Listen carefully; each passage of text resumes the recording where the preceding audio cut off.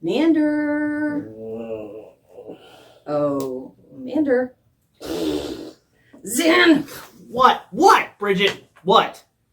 We need to record a new intro for that episode that we recorded in February, but we never got around to putting out. I'm still tired. Yeah, me too. But it needs to be done. I mean, at the very least, we need to explain why we never got the freaking episode out, even though we've been sitting on it for 4 months. Yeah, it's not exactly new at this point now, is it? No, but we should explain. Explain what? That from January until May, we were working our asses off so that we could graduate on time in the last semester of our freaking college career? Yeah. Or how about the fact that we both individually had to produce, edit, and shoot 2 separate documentaries so that we could once again graduate on time? Yeah.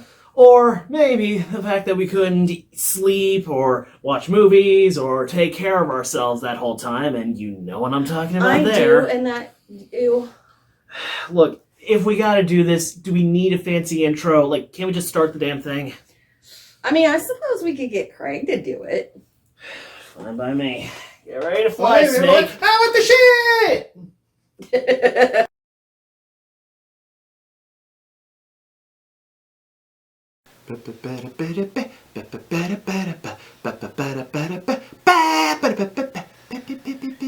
Craig. Craig. Craig! What? Oh, hey, mammal. Jesus Christ, are you still drunk from Mardi Gras? What? Seriously? That's stupid. That was a long time ago. Okay, maybe you're doing some social justice stuff for Black History Month, perhaps. Oh, no, I already did that drinking with my friend, the Black Mamba. Okay, maybe you're pre-gaming for Women's History Month? How about that? Nope. I love the females, but you are 3 for 3, mammal. So stupid. Alright, I'll bite. Why are you hammered this time? It's a 3-year show anniversary. Happy show anniversary. Happy show anniversary. Happy show anniversary. Happy show anniversary. Happy show anniversary, mammal. Happy show anniversary. Let's get the show on the road. Let's get started. Recorded in front of a live studio audience in Round Rock, Texas. It's the What's Update with Xander IMDb. Season 4, Senior Year.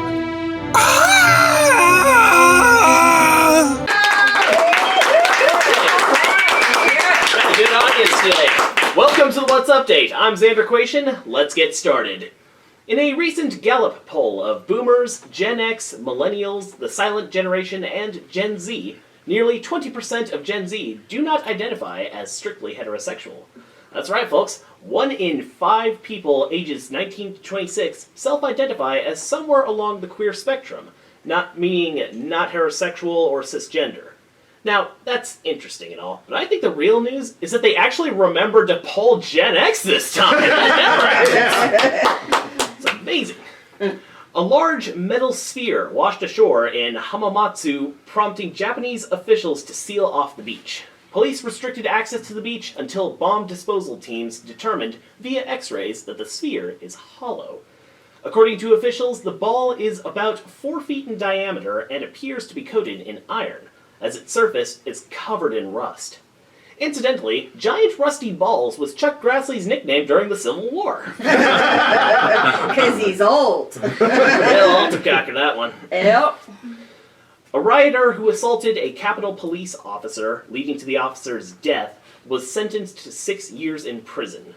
Julian Cotter, who stormed the Capitol building during the 1/6 insurrection, pleaded guilty to 2 felony counts of assaulting, resisting, or impeding officers with a deadly weapon. Officer Brian Sicknick was assaulted with pepper spray by Cotter, which led to a series of fatal strokes. Sicknick died the next day.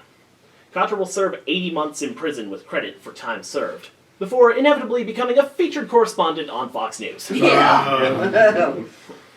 Now, while we're on the subject of the right-wing's Ministry of Propaganda, surprising only the slow-witted and the nanas and peepaws of the world, it turns out that Fox News lied to the public about the 2020 election. You don't say. No. Yeah, I can't believe That's it. ridiculous.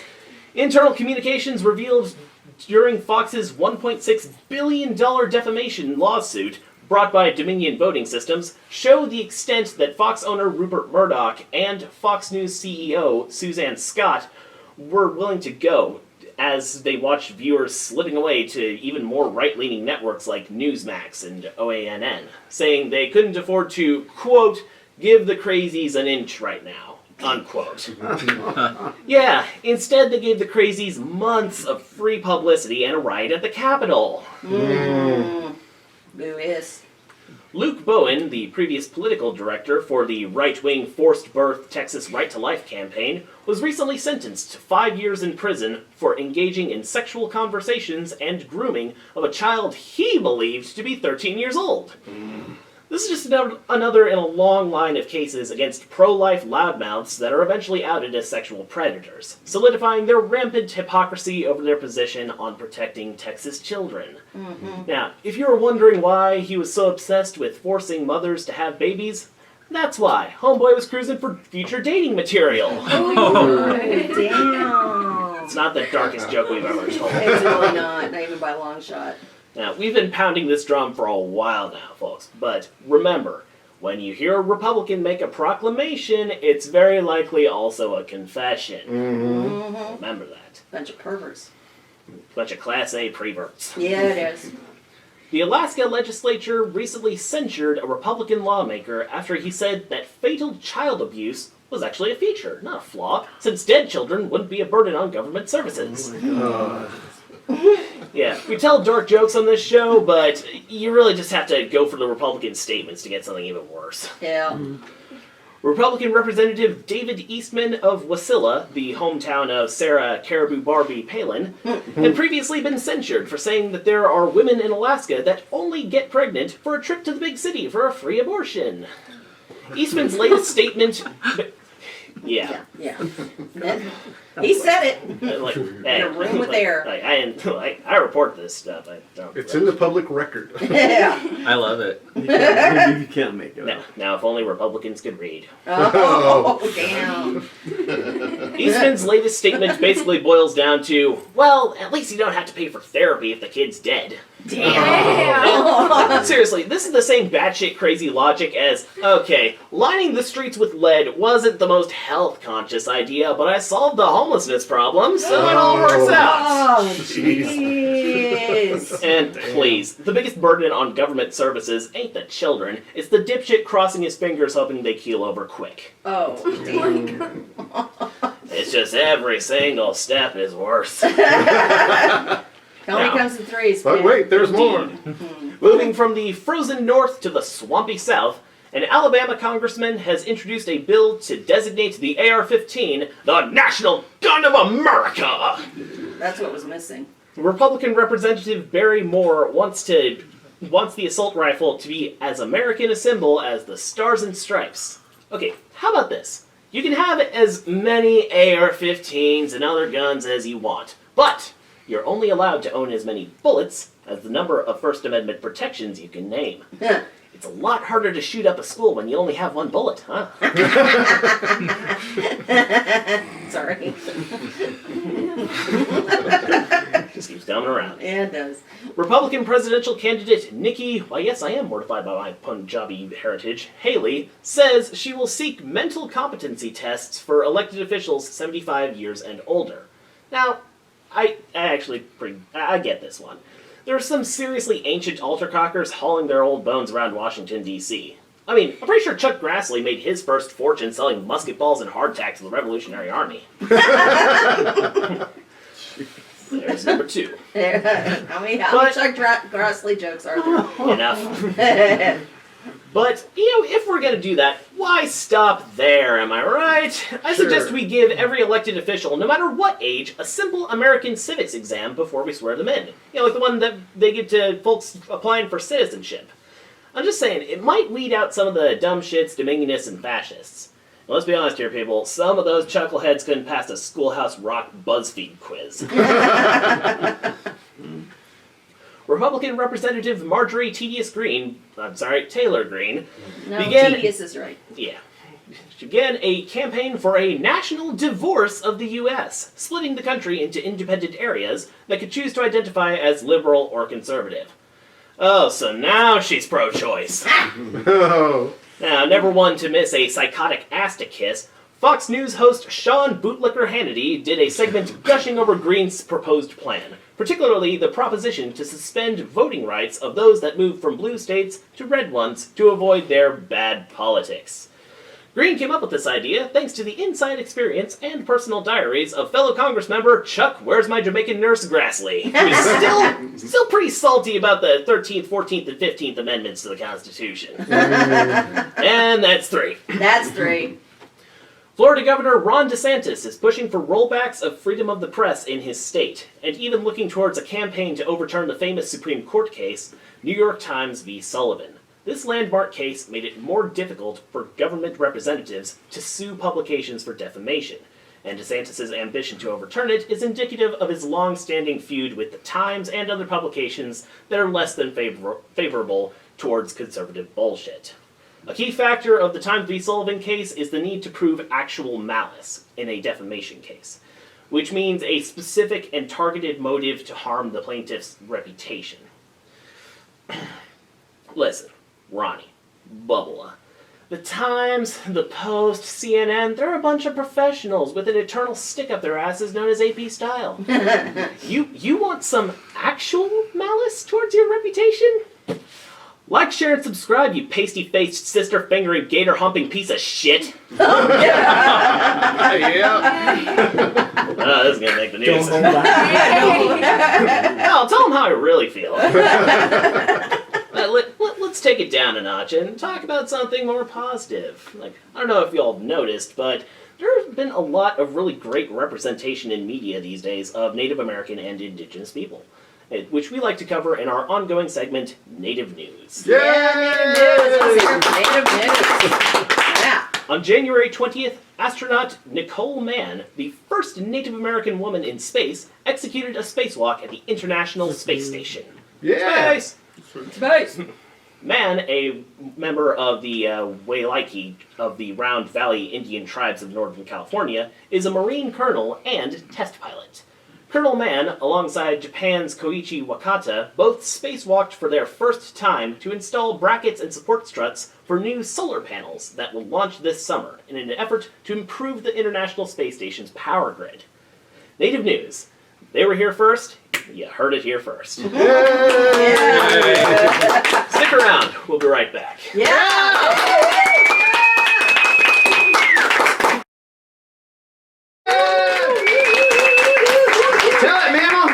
I tell you, people, the Biden administration seems more interested in woke fantasies than the hard reality Americans face every day. He's the first man to surrender his presidency to a woke mob that can't even tell you what a woman is. We must not partake in their rituals, salute their flags, and worship their false idols. We must eliminate all the money spent on wokeism. The first step to earn our support is a new shared strategy to reprimand corporations that have gone woke. Strong and proud, not weak and woke. That's the America I see. We fight the woke in the legislature. We fight the woke in the schools. We fight the woke in the corporations. We'll never, ever surrender to the woke mob. Damn! God damn! Are you okay? Are you okay? What the fuck just happened? I don't even know. Craig, what was in that pre-show whiskey shot? I don't know, purple? Fucking purple. What? I don't know, I found it in the back of the fridge. Next time pour your own drinks. I don't even have any Where did you hands. get something from the back of the fridge? It was there, it looked purple. Drink it You on like your purple? own, you psychotic little gremlin! Pour your own drinks. Okay, Shake it off. You got this, man. I'll just get some echinacea afterwards. Yeah. I don't think echinacea's gonna fix that. I think you're gonna have to go with something a little stronger. You have to go with the Greg Proops special to get this one done. What, an entire blunt and probably a couple more shots of whiskey? Yeah, probably. Sounds about right. Any sort of disinfectant you can get. Alright, now we're okay. You got yourself. Get yourself together, jackass. We have an audience. There's literally people here. I got it. Okay, cool. Alright. Alright, now, welcome back, everyone. Now, basically, I'm a cat guy, but even I can hear the blaring cacophony of Republican dog whistles about the so-called wokeness epidemic. To hear them tell it, if we aren't hyper-vigilant, America is on the verge of a government-mandated, demonic ritual, Sharia Muslim, militant atheist, super gay, minority first, hairy-legged feminista, non-stop drag show here in the about-to-be newly renamed United Rainbow Colors of Ameriqueer. Yeah. Sounds good. Now, based on audience reception, some of y'all might be thinking, hell yeah, fuck yeah, that sounds fantastic. Sign me the right the hell up, right the hell now. Yeah. And that is one of the many things that I love about my very attractive audience. Yes, they are. Look at all of them over there just being sassy and hot. But if we're being honest with ourselves, isn't all of this bluster and bullying just the heaving death rattle of a way of life that, thankfully, is finally finding its way into the dumpster fire of history? Fear makes for a terrible cologne, after all. All these old white folks are shitting kittens because they're terrified they'll be treated the way they treated everyone else since the beginning of recorded history. Yep. So, here's the thing. Despite what you may have heard, wokeness is not a disease, nor is it the menace to society that Fox News, Ron DeSantis, and the rest of the America Worst crowd would have you believe. First, we're going to define what woke is. Then we'll look at some of the woke ideas and movements getting ancient white dicks in a twist. Finally, to be fair, we'll discuss some ways that so-called wokeness has actually gone a bit too far on occasion. So, let's start with a history and etymology lesson. Woke, as an adjective, originated from African American vernacular English that means alert to racial prejudice and discrimination. Rule of thumb, if you've heard a word on Fox News, black people ain't using it anymore. Sorry. Struck a nerve, did I? Yep. One of the earliest verifiable uses of the word came in a 1938 song called Scottsboro Boys by a black American blues singer-songwriter, Huddie Ledbetter, also known as Leadbelly. Yep. Yeah. The song tells the story of 9 black teenagers accused of raping 2 white women, saying, "I advise everybody, be a little careful when they go along through there. Best stay woke, keep their eyes open."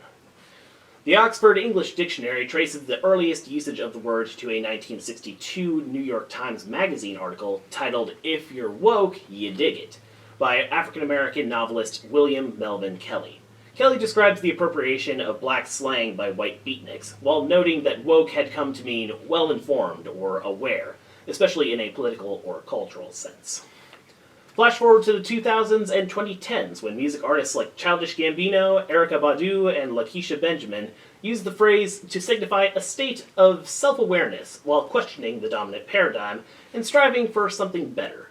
Following the 2014 murder of Michael Brown by police officer Darren Wilson in Ferguson, Missouri, this phrase gained usage by activists of the Black Lives Matter movement to urge awareness of police abuses. Now, in the current context, the term is yet another example of social or cultural movements important to people of color in the United States that have been co-opted by wealthy white people to be a device for bludgeoning their opposition or stating their guilt for the treatment of black, brown, gay, trans, native, or other people in marginalized communities. Vox's Aja Romano wrote that woke evolved into a, quote, single-word summation of leftist political ideology, centered on social justice politics and critical race theory. In 2017, columnist David Brooks wrote that, quote, "To be woke is to be radically aware and justifiably paranoid. It's to be cognizant of the rot pervading the power structures." And now that we've established a base concept and gotten through all the boring stuff, let's dive into the rear iris puckering reality of what has Karens in a pearl-clutching frenzy and redcaps dousing their tidy, very whitey choners. Now, there are so many options to choose from, but I think I'm going to start with survey says book banning. Above and beyond the super fucked upness of banning books, the current push to deprive kids and adults of reading materials, besides some poorly sourced and questionably crafted Bronze Age mythology, is out of control. I hate to give airtime to right-wing shitheels, but in this one instance, I have to agree with anti-wokeness and anti-CRT activist Vivek Ramaswamy when he tweeted, quote, "Name one time in human history when the group fighting to ban books and censor speech were the good guys." There's no version of that. Yeah, it's strange when the red caps make a good point. It's Broken clock. It's like seeing a dog walk on its hind legs. It's like, Yeah. weird. Since 2021, more than a dozen Republican-controlled states have passed laws restricting how public school teachers can discuss race, gender, and sexual orientation. Florida Governor Ron, why yes I do hate brown people, DeSantis, signed a Don't Say Gay bill, which, among other things, bans books about or by LGBTQ+ persons or people of color, and has been disproportionately facilitated by right-wing activists. For example, teachers in Florida caught displaying unapproved books could face felony charges. And then there's the case of Texas State Representative Matt Krause, who called for the state's school libraries to review his list of 850 books for possible removal. Ah, quelle surprise! Most of the books on his suggested ban list involve stories about black, brown, gay, disabled, non-Christian, or other groups not approved by the Texas fascist, the Texas Republican Party. You were right the first time. Yeah. Yeah, well, 6 of one, half dozen of your mother. While we're talking about reading and kids and books, let's take a moment to examine the shit-fits white Christian soccer moms and obsequious weasels like Ted Cruz, Greg Abbott, Ron DeSantis, and, oddly, Miss Lindsay, oh my stars and garters Graham, are having about drag queens reading books to school children. Full disclosure, over the last couple of weeks, I've had the pleasure and extreme honor to associate with and join the ranks of the United Court of Austin. Because they can explain it better than I ever could, I'll just read the mission statement of the organization.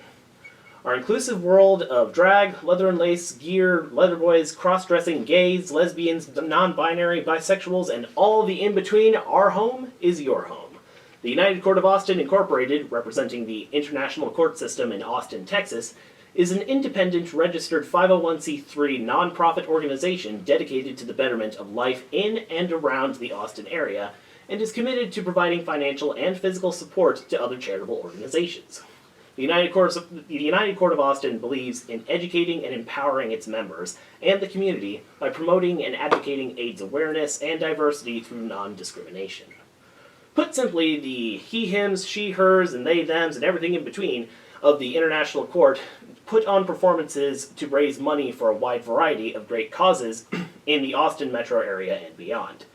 In the short time that I've been acquainted with the court, I've been delighted by the beauty and wonder of generous and loving people striving to make the world a better place, one feather boa or sequin at a time. Now, I'm not a parent yet, I hope. Well, you better not be. However, I do have 2 parents that have done, if I may say so, a pretty good job at taking care of a Zan mammal in a post-9/11 repetitive recession backsliding into authoritarianism global pandemic-ridden world. There are those Let's hear it for people. those mammals. Woohoo! That's if I'm taking out back and beat the shit out of them. They caused the show to happen.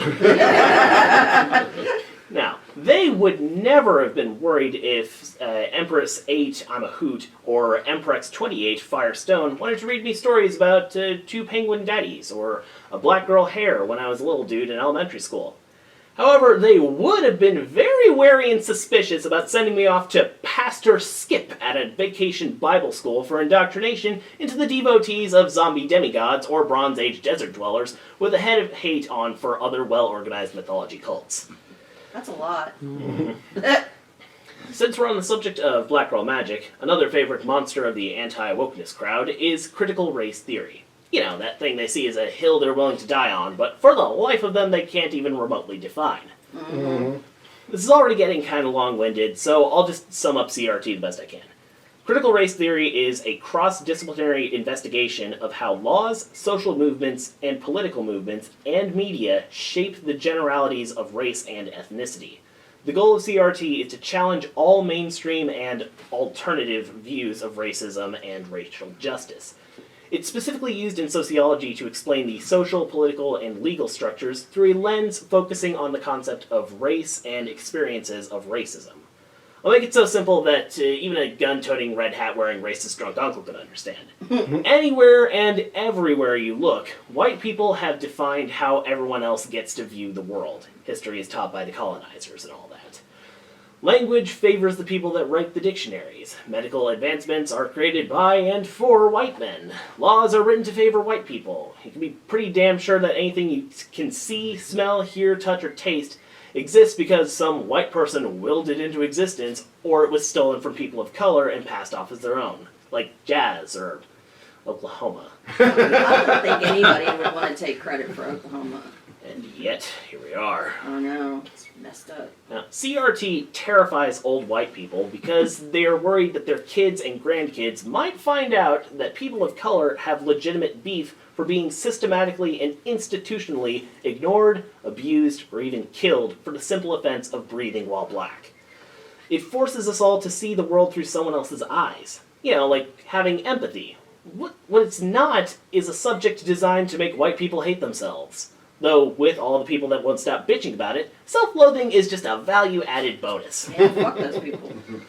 However, there is a peculiar dark side to all this wokeness. Sometimes, in a rush to appear inclusive and progressive, people take it just too far. I'll give you an example. Y'all may have heard of the CW television network. Mm-hmm. It's been a thing my entire life, designed to make the Gen Xers feel a little bit older. Yeah, we don't need any help, thanks. Anyway, in 2012, the world was introduced to the Berlantiverse, with Arrow as the first of an eventual 7 superhero-themed series to run on the network over the next 10-plus years. Each new series started pretty strong. There's frequently some gender or race swapping for characters that were, in the comic book source material, very white or exclusively male. And that's cool. Like, most of these characters were created in the 1940s to the late 1960s. Adding more women and people of color is a good thing. Then, around the 3rd season of The Flash, somebody at the network realized that their channel was increasingly popular with the LGBTQ community. Might have something to do with the overabundance of really good-looking people on the shows. So, they started to include queer characters in each of the series. If a race-swapped character of a classic comic book standing made some people pissy, you can just imagine how angry they got about a longtime favorite character being queer-coded. Still, no big deal on this side of the desk. But as the shows went on, and the number of shows expanded, a weird thing started to happen. They were no longer trying for plausible representation. All of a sudden, every show had half of their characters represented by people of color or presenting as somewhere on the queer continuum. The queer continuum, that was on Star Trek, right? No, it's the Q continuum, but you've seen Q with Picard. He's so hot for Picard. Anyway, in the beginning, the stories were allegorically centered on the problems of being different because of something you couldn't change. Like having superpowers. They trusted that their audience was smart enough to see the point. But as the years ground on, they stopped assuming their viewers had a brain and just started hammering them over the head with the message of the week. No subtlety, no nuance, not even some good old-fashioned innuendo. Every show just became aggressively woke. Eventually it got so over the top that the CW shows made RuPaul's Drag Race look like Duck Dynasty. It's ridiculous. I guess my point here is that it's possible to be a bit too woke. It goes from empathetic to outright annoying, like the Jacob Hill character on Abbott Elementary. He is very annoying. In the end, all this panic over wokeness and by Republicans and assholes, but I repeat myself, is just a way to scare people into, once again, voting against their own self-interest. Every 5 years or so, after they've been blowing the same dog whistle repeatedly, people's ears tune out the sound. The fearmongers are forced to find a new boogeyman to keep their cult in line. Otherwise, they might clear their heads long enough to realize that they've been used and abused the entire time. Stick around, we'll be right back with Canadian music correspondent, blogger, and radio host Eric Alper. Yeah! Yeah! Welcome back. Let's hop right in with our 3 standard questions. Who, you, what's due, and why. That's your cue. That's my cue? Yeah, okay. We'll do I it thought again. I was going to come out between like a curtain and I was going to go, hey, and then I was going to sit down on the couch like the Tonight Show. Who am I? My name is, this is like an old show called To Tell the Truth. My name is Peter Jackson. My name is Eric Alper, and I am a music publicist, musicaholic, and have my own radio show on SiriusXM called At That Eric Alper. And to some people, I'm the guy that tweets a lot. All right, so we got the who, you, and the what do, but why do you do it? Why? Because there is nothing else on the planet that I love more other than my family than music. I've loved music from a very, very early age. I saw the movie called American Hot Wax when I was 8 years old, and it told the story of the Cleveland DJ Alan Freed, who coined the term rock and roll. And it was a biopic. It wasn't like a documentary or anything. But at the end of the movie, it culminated into a concert. It was the first rock and roll concert. But on the screen was the real life Jerry Lee Lewis and Chuck Berry. And as an 8-year-old who kind of dug music, that was like my Star Wars. That was my Harry Potter. That was, I have no idea what I'm watching, but I love it. And why am I feeling like I want to rip out the seats and throw them at the screen and jump up and down? And I have no idea how to even get into this world. But a few years later, I started to get a subscription to Billboard magazine, and I read all about what a record label does and who's a manager and what do they do and who's at the top of the chart and who's going down. And that led to kind of getting involved with the local radio station and campus newspaper, and thought being a publicist was the greatest job in the world. You get to share music. Most people like you. And you get to work with the media on helping them do their jobs, which is do stories and interviews and go to concerts. And essentially the buzzword now would be helping them create content. And that's what I've done since every day, 7 days a week since 1999. And I've never been happier or ever wanted to do anything else in my life. And quite frankly, I can't do anything else. I have no other talents whatsoever. I'm a horrible cook. I have no technical skills whatsoever. I suck at most sports, if not all sports. And so this is it. It was by design, but also it's almost like I was smart enough to realize that this is what I wanted to do, but dumb enough to realize that maybe I should have gone out of it years ago, but I still keep doing it. Well, you're basically the glue that holds multiple industries all together, really. Yeah, that's it. I mean, the entire industry would crumble if I retired tomorrow. Everybody. I mean, I just heard from Lady Gaga and Bieber and Shawn Mendes and Drake, and they all said, "Are you still coming to work on Monday?" And I said, yes. And they said, great, we're going to all continue to put out music. So yeah, I would highly agree with that. You mentioned that you're like pretty bad at most sports, but like, is there like one that you want to tell the audience? I wanted to be the third baseman for the Kansas City Royals, but George Brett already did very, very well. But yeah, I played baseball for a while, but like, I'm small. I'm 5 feet tall. I weigh 97 pounds. On a good day, and so there's not a lot of demand for small people who can only walk on 4 straight pitches. My on base percentage would be massively high, but I would probably not get a hit. No, I was after. I think I really stopped once they took the cone away under the baseball in T-ball, and then I actually had to like hit the ball that was being thrown to me. No, I was awful. I was awful at everything. I was always the last guy picked, and didn't care because I knew that I stunk and I just hated gym, which is funny because all I do all day long is answer email, do pitches on this amazing treadmill behind me. So all I do is just exercise and walk all day long, which is great. Sounds like a good life. Being involved in the music industry, do you play any instruments yourself? No, I'm telling you, I suck at everything else other than this. I played the trumpet in grade 8 for 3 weeks, and I stayed in the last row, along with the brass section until one day they caught on and everybody stopped playing, and I was in the back going literally with my mouth. I was pushing down the buttons. I'm sure there's people who are like, dude, really? the valves, and I wasn't making any noise on purpose, but I was making noises with my mouth. And then I went to the drums for a couple of months, and I loved that. But the only coordination I really have on the drums is like literally like in my steering wheel, like in my car, with like the brake and the gas and the steering wheel. I'm really good at that. But if you actually put me in there, no, you stick me in a studio, and I'm as technically qualified to be there as an old senior citizen trying to figure out how to get the 12 p.m. to stop blinking on his VCR. Like I wouldn't know anything, which is why I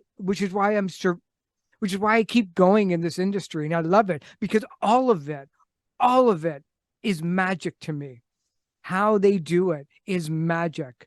How they get the sounds on tape is unbelievable to me. And I'm still fascinated with it, whether they're a brand new independent artist with no history or no fan base, or whether you're U2 doing a concert in front of 65,000 people. All of it is I'm like a kid in a candy store. I just want it all. Well, your level of self-awareness is truly awe-inspiring. Well, when you get past the age of 25, you'll realize that, you know, that comes with age, and it comes with the realization, like, not necessarily, you know, look, I never really had any limitations, because the limitations to me were, you know, if you argue for your limitations, they become yours. But the things I couldn't do didn't limit me, because I didn't even try them. You know what I mean? Like you look at football, you know, it's like that old saying, like, the Olympics are really, really great, but if you want you to really make them special, put the average person in a 400 relay race, you know, get somebody off the street to compete in the bobsled, because that's when you know how good these people are. I knew I had no talent, so it wasn't like I limited myself to this, but I knew that this is exactly what I wanted to be, and the heck with everything else. Well, I guess it's good to figure things out that early. Yeah. Go ahead. No, nothing. All right. Is there anything that you're working on or have coming out soon that you'd like to tell our audience about? I'm working on myself. No. What am I working on? A lot of tours. You know, the music industry was one of the last things to get shut. The music industry was one of the first things to actually get shut down, and one of the last things to reopen, thanks to COVID.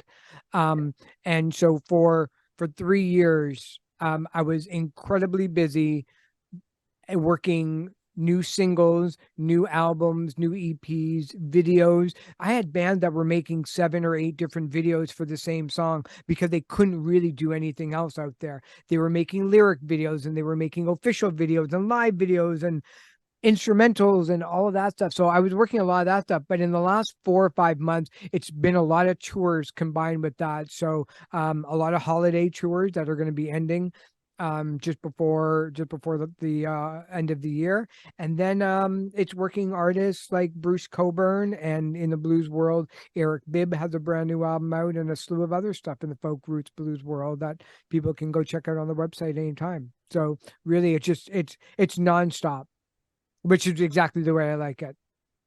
So I'm guessing that treadmill's getting a lot of use. Yes, exactly. It's funny because it's like, you know, I have this Step app on my phone. I have like 3 apps on my phone, and one of them is the Step app, and I'm completely obsessed with it. And so every week it says, you know, you are in the top 99.9% of all the people that have an app. And it's like, yeah, because all I do is walk and answer emails and do my work. Because I don't like to just sit, because I feel like I'm not doing enough. But I got it during COVID, and it was just like, this is kind of good, you know, along with, of course, walking the dogs, but it's all good.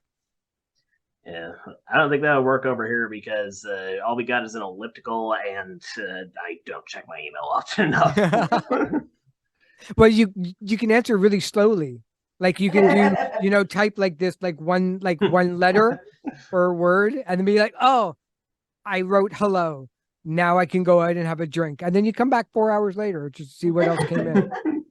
Gotta be in the right mindset. Which mindset is that? Last minute panic. Right. Exactly. But that's okay. That's how, you know, look, you can fake it. You can, chaos is good as long as you kind of don't show other people that how nuts it is, but that's the beautiful thing about email. That's the beautiful thing about social media is really you can be whoever you want to be, and sooner or later, if you keep posting really good things on social media, you'll turn into that person. Sadly, not a lot of people do that, but there you go. Sort of you are what you tweet. Yeah, you are what you tweet, and tweet like your grandmother's behind you going, nope, shouldn't be boasting that. So how did you find your way, initially, how did you find your way into being a blogger and a radio host? I used to bring, I still do, but back about 15 years, I used to bring artists onto television shows and radio stations. And one of the national shows here called Canada AM at the time, they said, the holidays are coming up. Do you want to do a segment about box sets? And I said, no, why would I? Because I had no desire to be in front of the camera, no desire to be on air, because I just didn't think of it as possible, because I was a publicist, and publicists aren't supposed to be in front of, they're not supposed to be the story per se. But they kind of said, no, you just call up people that in the record labels and come on and do it. So I did it. And I didn't bring any of my label that I was working with. I didn't bring any of their box sets because I didn't want anybody to say that I was favorite with my own thing. So I brought box sets from Universal and Sony and Warner and stuff.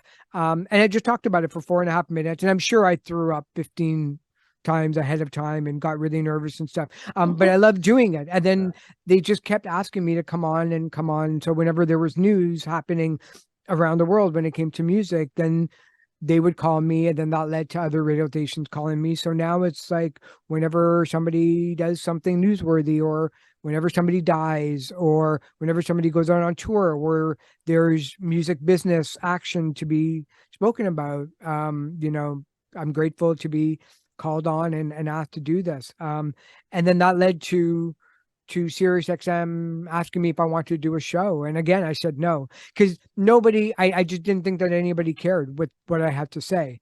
And he said, no, just go on and bring your friends. Just go on and just talk to people who are artists or producers and people that make up the music industry. And so I did. So I called up a couple of people that I knew that I can talk to for longer than 15-20 minutes. And I loved it. And I've been doing it now for 8 years now on channel 167. And it's a 1-hour talk show, and interview people from Bob Geldof to Bret Michaels from Poison to Josh Stone to classical artists to classic rock artists. And I love it. And in the last 3 years, it's really the only time I get to talk to people, because everything else is surprised by email. And so this is a really good opportunity for me to kind of, get out of my comfort zone a little bit. And again, find out what all the magic is all about, because I never go inside baseball too much. I don't dig really deep, mostly because it's only a 15-minute, 20-minute segment. But I know that 99% of the people out there have no idea that this person has a brand new album out,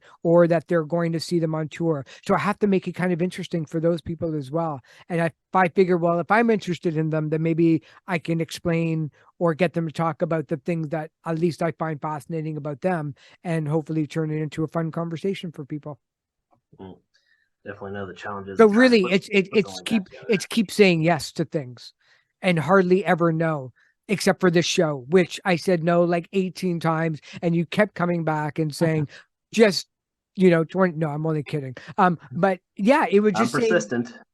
Persistent. Yeah, it was just saying yes to everything, and because why not? And I know I'm one of the rare and lucky ones where I get to be in this industry and talk about it in a way that I don't have to be critical about it. I never go negative on, except for that sentence, about stories. I don't talk about R. Kelly. I don't talk about court cases. I don't talk about things that could reflect badly on somebody.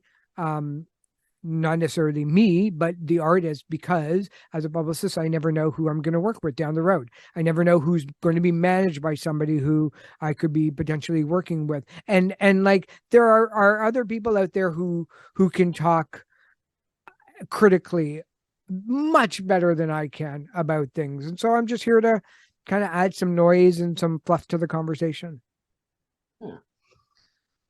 I guess it's kind of a heavy burden to trying to constantly keep people in the loop, have enough content, and making things interesting for people.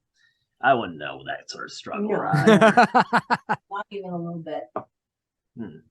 So, did you go to school for PR or journalism? No, I took English and mass communications in university, but I got into a couple of universities in Canada for journalism. The one that I got into for just a basic BA was York University, and I chose that one immediately because they had 6 campus newspapers and 2 radio stations on campus. And I knew when I was in high school that the things that I thought I could do in music without having a lot of technical ability, things like a DJ, a promoter, working at a record label, all those things where you think that you could do without having the 100% knowledge on how to do it. I knew if I was going to go into university, which was going to be a sure thing anyway, not a sure thing in terms of I'm so smart, I'm going to get it ever, but like I knew I wanted to go into university. But I chose York because I knew that doing the extra things outside of the classroom was going to help me 10 times more than whatever was going to be inside of it. And, this is the beginning of the internet too. So when I first started the company, the BR company, after, literally the day after I graduated, I was still faxing press releases out. It took 7.5 minutes to download a photo from GeoCities. I mean, it was scrolling. And I mean, my favorite website was, did Kurt Cobain actually kill himself? Because it was the only site that was out there other than maybe, is Kermit the Frog evil? Like there was nothing. MySpace. There was MySpace. And once you kind of decided who your top 8 friends were, there was nothing else to do. My website address was like GeoCities / 9273 sunset. Like it was awful. And so I figured that I'll just screw up. And I'll just learn how to do it. And I did. And still do. The artist that I was working. So here's really what it boiled down to was I figured out how much how much all the other publicists were charging. And I charge 1/10 of that. So when publicists realistically were charging $1,000 a month, I charge $100 a month. And that led me to working with bands who had no right to have a publicist, but could easily afford $100. And look, $100 in 1994 in today's money is $7.5 million. Like, so, I was working brand new indie bands with not even a cassette tape to their name. Forget about a CD that just had a local show. And between the 5 of them in the band, they each paid me $20 to work. And I was so happy. I was broke and I was eating craft dinner every night and I was working 19-hour days, but I loved it. And so I learned how to write a press release just from reading how to write a press release and then trying that and testing it out and just, keep going at it. And so the better I got at doing this, the bigger and better the artists were.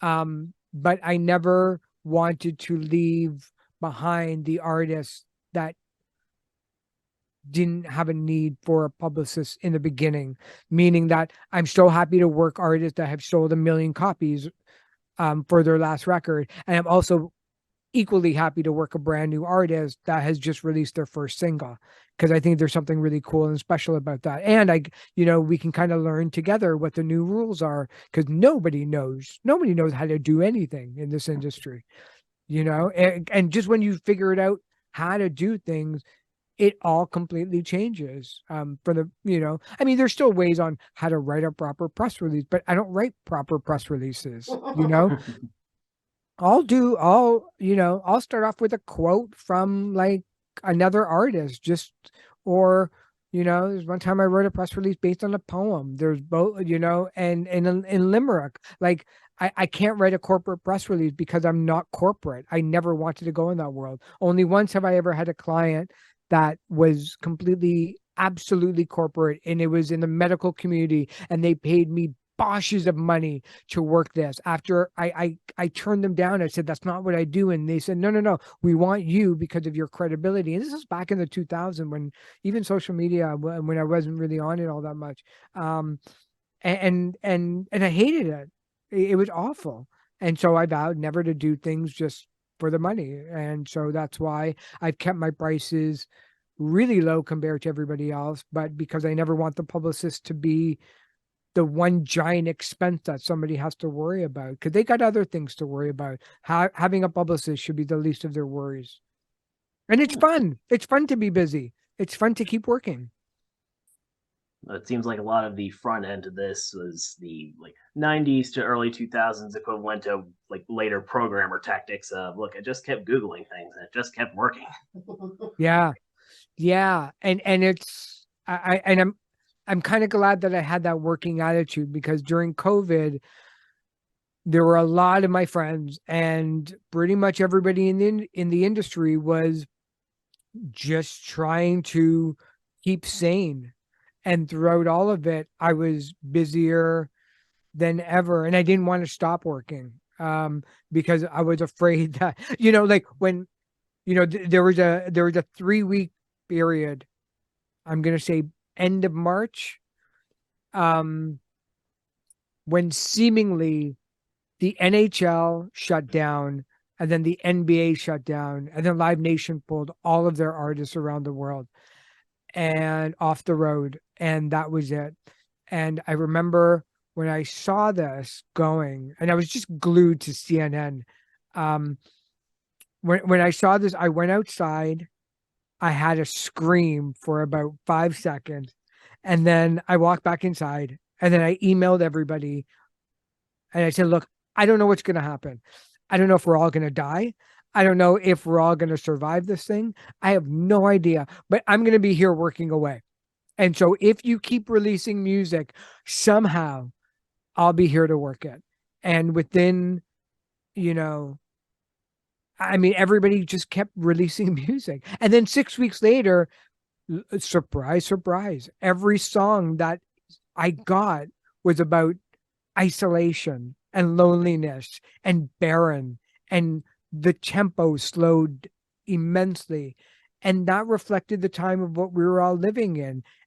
And then of course, there were a few outliers who were like, I'm going to create 120 beat a minute song. I'm going to create a dance tune for people to dance in their houses. And it was like, that's cool too, and then people were like, I'm going to do an online concert on Facebook. It's like, go for it. I'll promote it.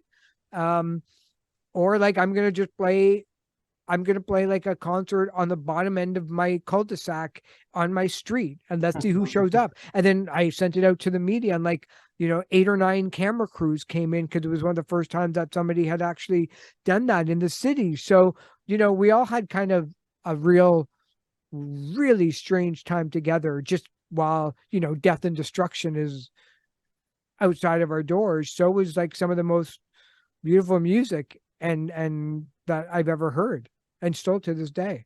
And it got me so knee deep into music that, I think I listened to more artists nonstop during that period of COVID. And look, we're still going, it's still out there, but I don't think I've been more happier and more proud of the industry and the resilience of these artists to keep going. It's just astonishing.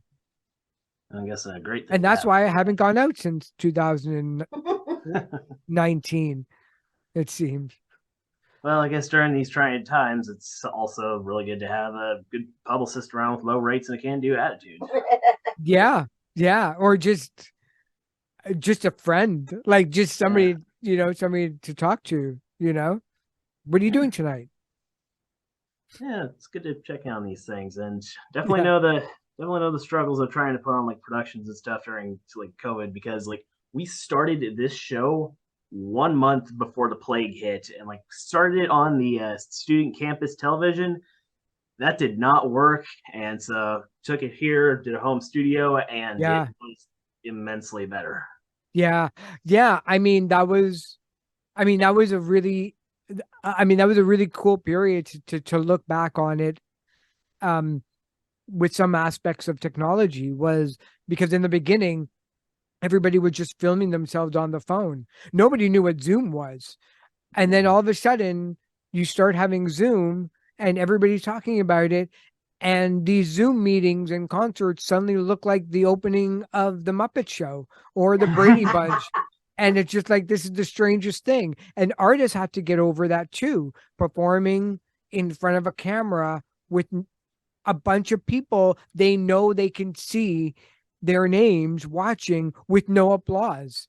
And the technology just got better and better. And, that led to obviously like the rise of TikTok and making videos and having a whole new generation of 12 to 15-year-olds at that time getting into technology and getting into music and getting into to social media for the first time, just exploding some of these websites like Instagram and TikTok and Twitch, places where music is not only surviving on there but thriving on there. So it's kind of wild that sometimes out of really awful bad stuff,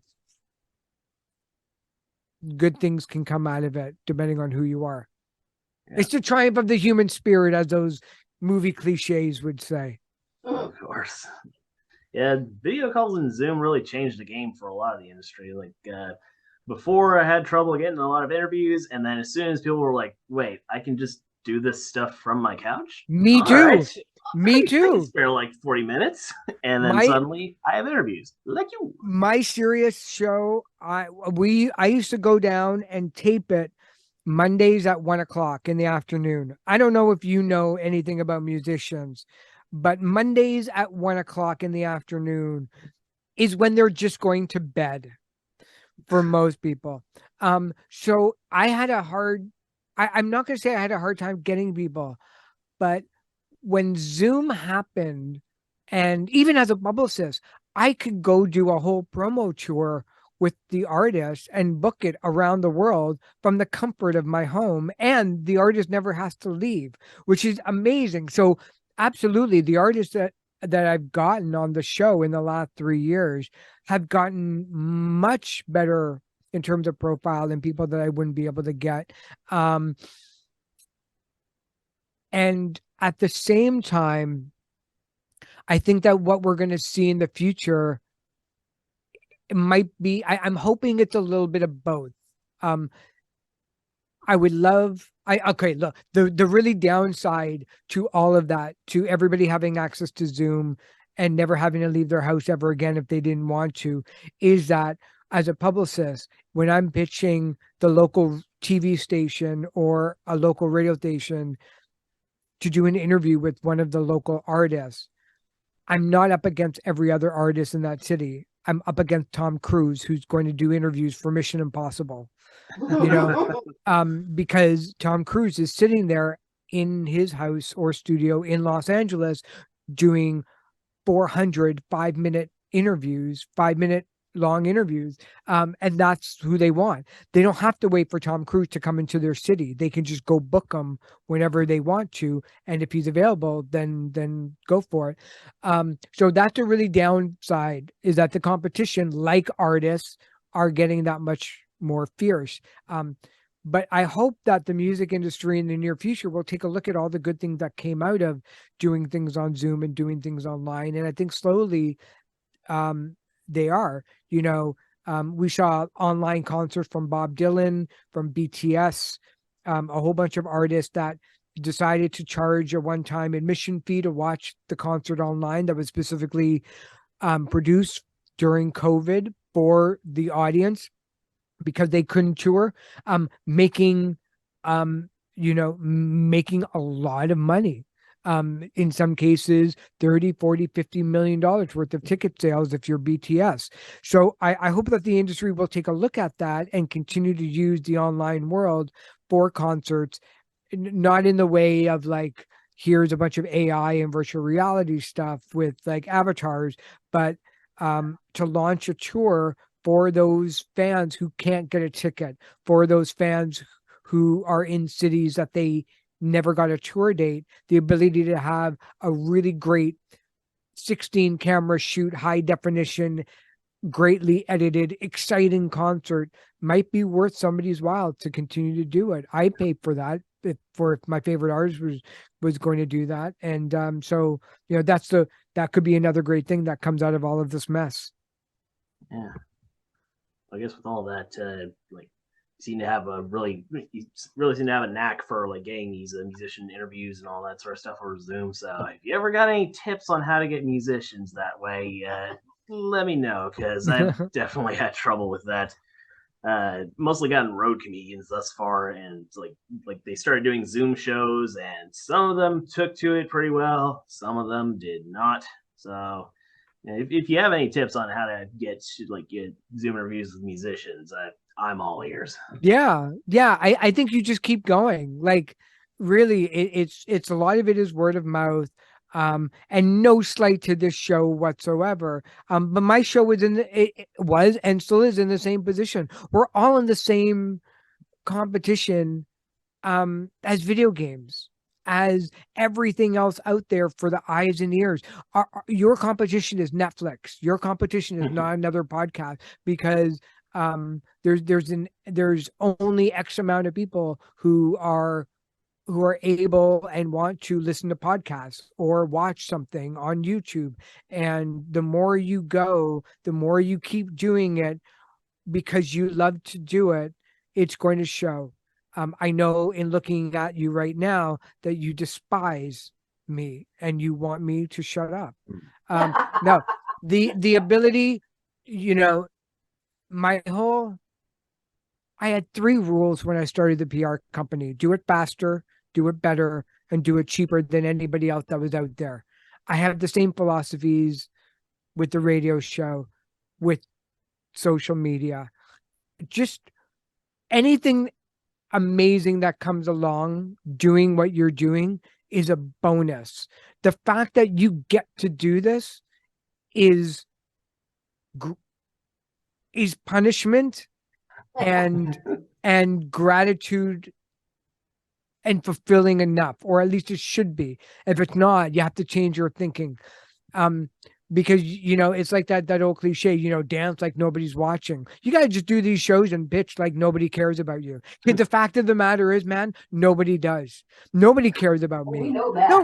I know that from my view counts. Nobody cared. Yeah, nobody cares about what we do. No, please. If people actually fully understood how little they are thought of, they would do a lot more things in this life.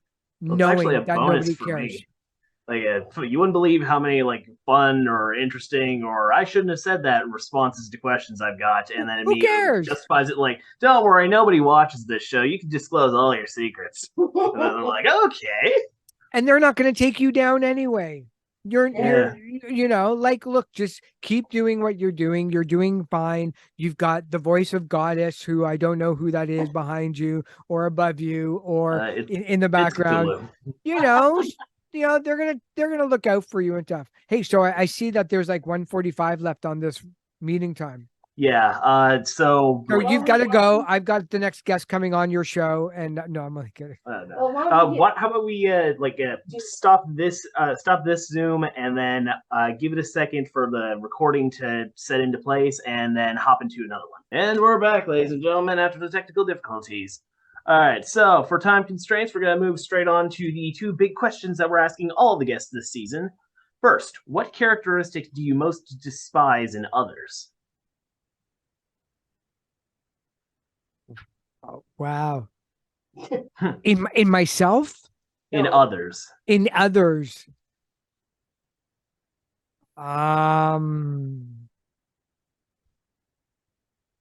Wow. What characteristic do? Rudeness towards waitstaff at a restaurant. I can't handle that at all. And then it forces me to be rude to that person. But yes, no. If you're rude to somebody in a restaurant, like forget it. Like you're out of my books. Yeah, you can tell a lot about how somebody like truly is by how they treat people in that industry. And they're bringing you food. Like, shut up! Like they're bringing you food. They could easily poison you right now, and you're being rude. Yeah, exactly. So, second, what characteristic do you most despise in yourself? Oh, being rude to the waitstaff. No, I'm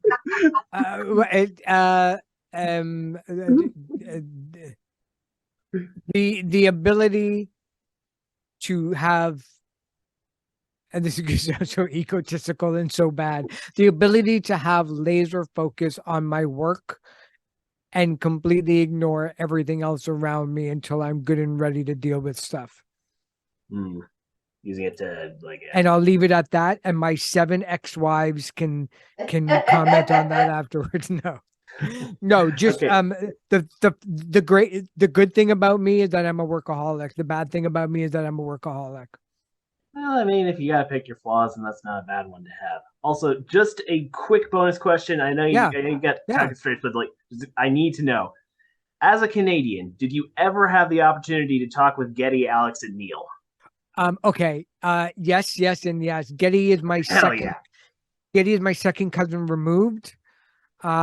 Neil, I've met on many occasions, mostly at art shows. And Alex, yes, because he was the guitarist for the Andy Kim annual Christmas shows.